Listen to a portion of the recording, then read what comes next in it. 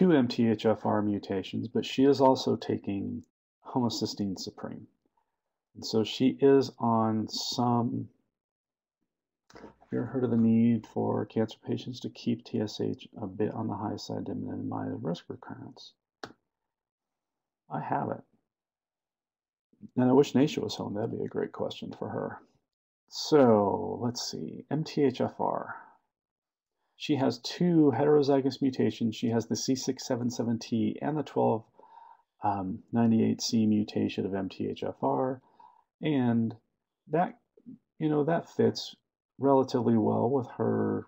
She's taking homocystine supreme, and her homocystine of 8.7 is not incredibly high relative to two heterozygous. Because remember that each heterozygous mutation compounds the efficiency or the decrease in the efficiency of MTHFR. So with two heterozygous mutations, she's probably somewhere at 60 to 70% effectiveness at producing 5-methylfolate, or another, or 40% deficient. Could be more. Obviously, there are other factors that influence this. So, we kind of make an educated guess.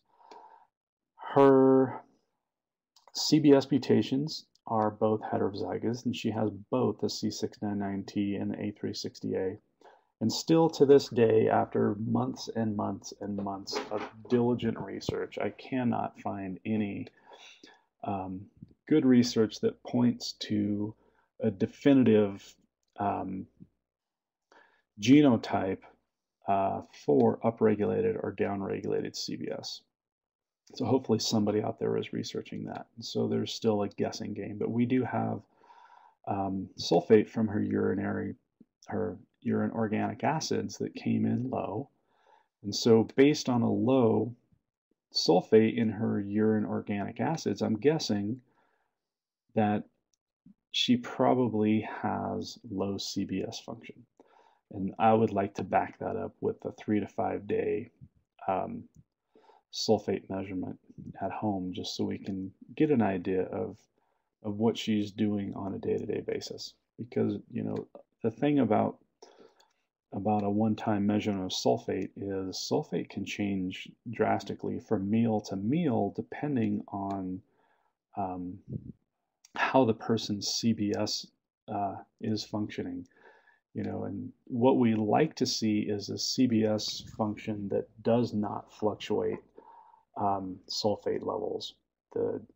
What we see in a patient that has a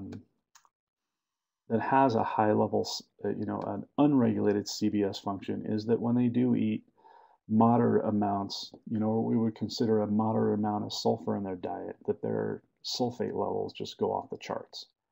And that's what we don't want to see.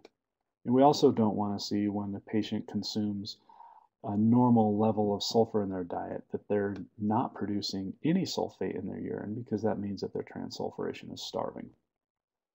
And we'll take a closer look at that in an upcoming slide.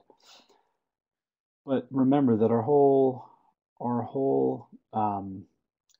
dance that we're trying to figure out here between MTHFR and CBS and MTR is what the balance of homocystine. Is her homocystine balancing towards the production of SAM, or is her homocystine balancing towards transsulfuration and sulfur metabolites?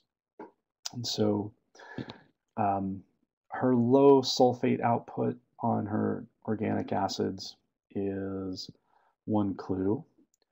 So we have a question. What would you consider normal healthy range for urinary sulfate? Yep, 800 to 1200 is kind of my rule of thumb based on what I've seen in patients that don't seem to have a big influence on their urinary sulfate output from sulfur foods. And what I mean by that is when a patient will eat a high sulfur meal and their sulfate is somewhere between 800 and